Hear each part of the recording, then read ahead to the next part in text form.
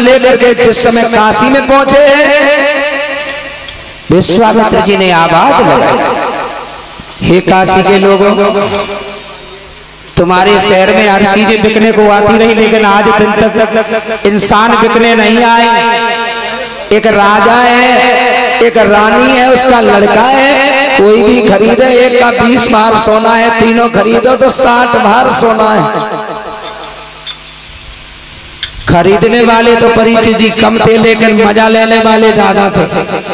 और ये सत्य है, काऊ पे अगर संकट आओ या किसी पे मुसीबत पड़े तो सारा देने वाले तो कम होते हैं, लेकिन उसमें उंगली उठाने वाले ज्यादा होते हैं।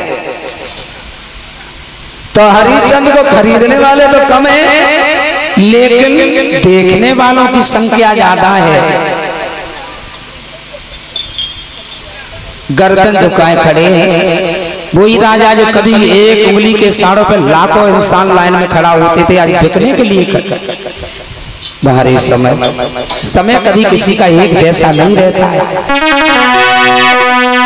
हरिश्चंद्र ने दोनों हाथ जोड़े और कहा, भगवान तुम हमें बेचो, क्योंकि दुनिया में कोई ऐसा पति हो ही नहीं सकता है जो अपनी आंखों के सामने अपनी पत्नी को बिकता हुआ देखेगा। मैं मान ही नहीं सकता, और मैं अपनी आंखों के सामने से बेटा और पत्नी को बिकता हुआ नहीं देख सकता। इसलिए महाराज तुम पहले मुझे बेचो, और उसके बाद जब मैं यहाँ से चला जाऊं तो मेरे पुत्र पत्नी को बेच देना। बाहरी धर्म पे चलने वाले हरिश्चंद्र विश्वामित्र कहने लगे, तुझे खरीदेगा कौन? अरे तू राजा है, तूने कभी काम नहीं किया, तुझे खरीदने वाला है ही नहीं, तो मैं क्या करूं? मेरा कोई दोस्त थोड़ी नहीं है। और विश्वामित्र बोले, हरिया ये 3 प्राणी खड़े बिकने को यहाँ, और लेने वाले न आए तो मैं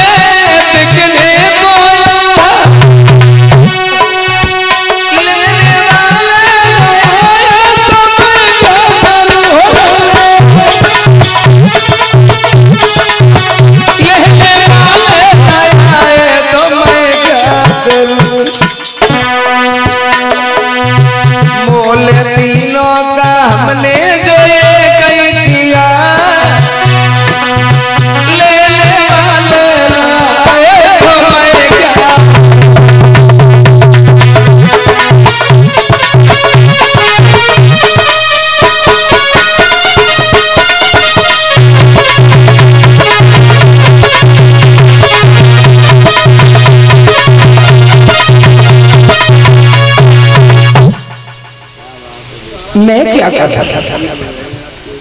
जब तुम्हें कोई खरीदने वाला नहीं है तो मेरा कोई दोस्त थोड़ी नहीं है महाराज। काली मेहतर आ गया, यहाँ भीड़ क्यों है? लोगों ने कहा यहाँ इंसान बिकने आए हैं। वही काली था, उसी मेहतरानी का पुत्र था परीक्षित जी, जो इनके पिताजी के ऊपर जल डाला था, उसी का लड़का था। बोला एक काम करो, इस मर्द को हमें दे दे। गंगा जी से घड़ा भर के लाएगा स्नान करने के लिए, उसे हम खरीदेंगे। 20 भार सोना देकर के हरिश्चंद्र को कालू ने खरीद लिया। एक वेश्या आ गई, रानी को देखा तो कहने लगी, अगर ये मेरे घर में पहुंच जाए तो जिंदगी सुधर गई। कहने लगी, इस औरत का मोल बताओ। बोले 20 भार सोना। तो मैया ने विश्वामित्र के पैर पकड़े और कहने लगी, महाराज इतना नीचा मत गिराओ, इतना नीचा मत गिराओ जो इंसान को उठ भी ना पाए। हे महाराज ये वैश्या है और अगर मैं इसके घर में गई तो महाराज तुम जानते क्या होगा। बोली अरे नारी के पास एक लज्जा जो सबसे बड़ो खजानों में।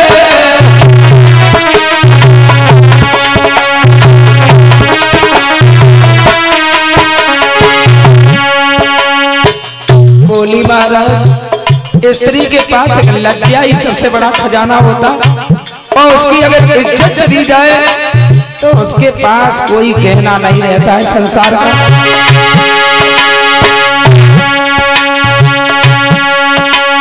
नारी के पास एक लज्जा जो सबसे बड़ो खजानों में।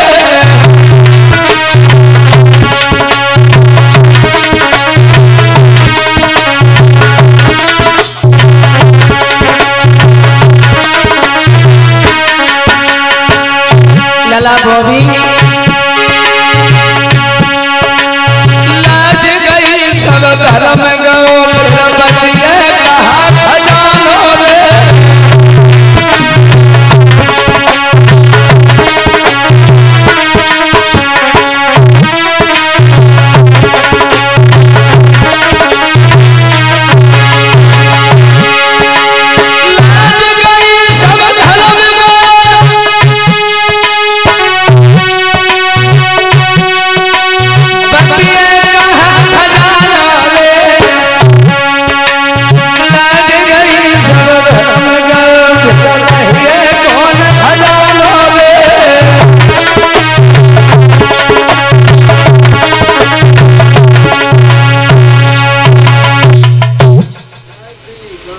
इस तरीका से रानी तारा बिलख रही है।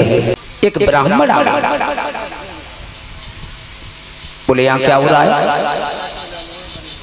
एक रानी है, एक उसका पुत्र है, एक पति है। पति तुम पे क्या दो बाकी है, कितनी दौलत चाहिए। बोले 40 भार सोना दे दो। ब्राह्मण ने आकर के रानी तारा और उसके पुत्र को खरीद लिया।